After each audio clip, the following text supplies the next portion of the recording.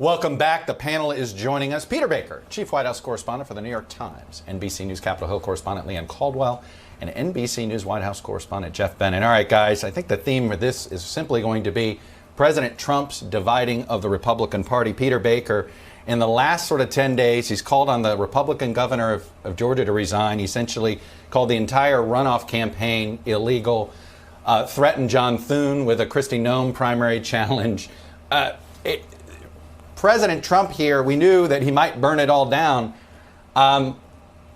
Apparently he wants to divide his party right to the very end here. Well, I think that's right, Chuck, and I think it's rather remarkable. You know, we have to put this in historical context. It's rather, we just keep acting as if this is almost normal. It's obviously not normal. You know, I think about 220 years ago, John Adams was the first incumbent president to lose an election and gracefully handed over power to his successor without trying to keep control. That set a precedent for this country that has been the most important bedrock of democracy, arguably, in our history. And here we are, 220 years later, no sitting president in history who lost an election has tried to hold on to power. This is something that has never happened before. And you're right, it is dividing the Republican Party because there are Republicans out there who say this is just a bad precedent all around because there will be Democrats who will lose elections and then suddenly they'll be claiming with false allegations that they didn't and trying to muck up the works and take away the win from their side. This is just not the way the system has worked historically. And you're right, he's willing to go, President Trump is willing to go after anybody and everybody, no matter how close they had once been to him, no matter what party they're in, including Mitch McConnell, including to the point of almost upending the COVID relief bill, in part out of spite for Senator McConnell. And it's all part of this unending, relentless campaign to convince the country that somehow he didn't lose. Leigh Caldwell, Mitch McConnell has called the publicity stunt that Josh Hawley and Ted Cruz now are all engaging in one of the most, will end up becoming basically probably one of their most important votes ever as United States senators. So here they are dividing the party on this.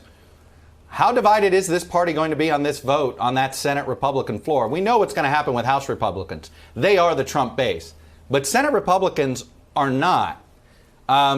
Will half vote against the president or not? So, Chuck, I've been talking to my sources all weekend, and there's a couple things. This group following Ted Cruz, they haven't yet decided how many states or which states they're going to object to and how they perhaps might vote. All these things are still under discussion. A lot of sources I've also been talking to, none of them say that the outcome is going to change at all. So what's going on here? And it is that Trump has a tremendous shadow over this party, and a divided party, a divided country only benefits the president.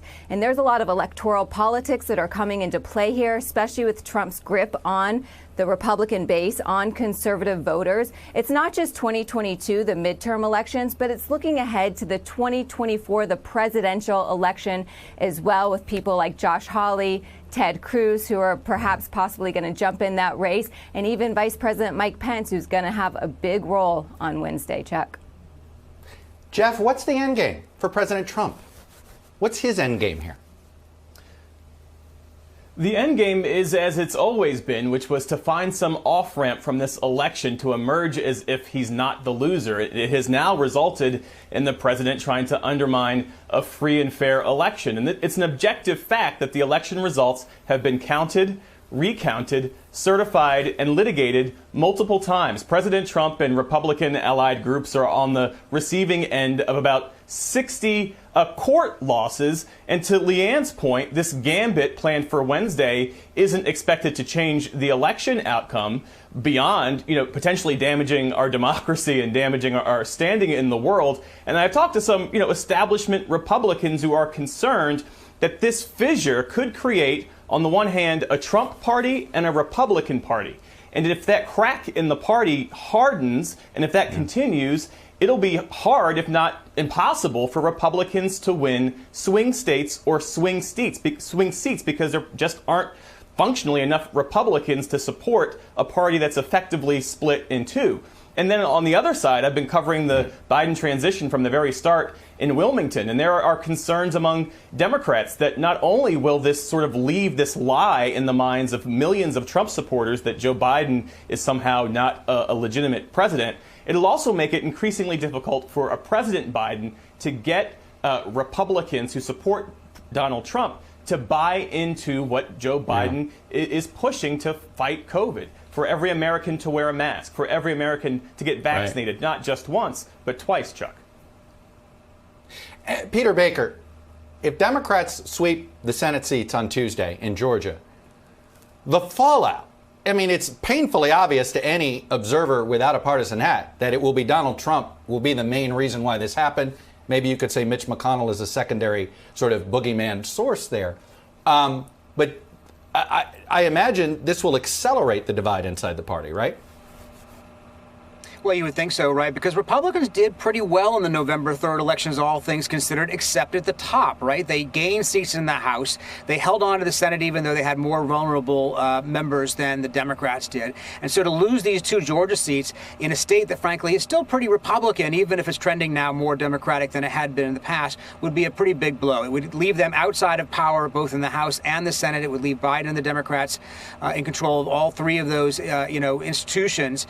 And I think that there would be a lot of recriminations. Normally, at least, there would be a lot of recriminations. You'd see Republicans saying, "Why did we follow a leader who led us down this path? Who's the Republican brand itself still has power, but it was Trump himself who was the one who couldn't bring votes to the table, and we should move on." On the other hand, he still did get 74 million votes, and that's a really powerful force within the Republican Party. He's going to remain an outspoken figure, even from the sidelines. His Twitter account with 80-some million people will receive his messages, no matter how true or false they are, and that's a factor for Republicans, particularly those who want to run in the future.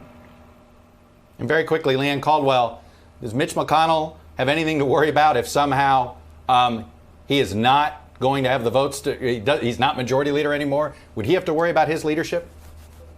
Yes, he needs to win Georgia. He does everything about every decision he makes is to ensure that he maintains his position as majority leader. A Republican source of mine said that Trump has been extremely unhelpful in Georgia, Chuck, and so it's going to be a big day.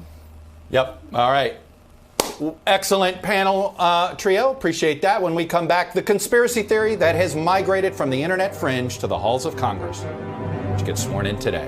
What exactly is QAnon? Hello from Washington, I'm Chuck Todd, and thanks for checking out the Meet the Press channel on YouTube. Click on the button down here to subscribe and click over here to watch the latest interviews, highlights, and other digital exclusives.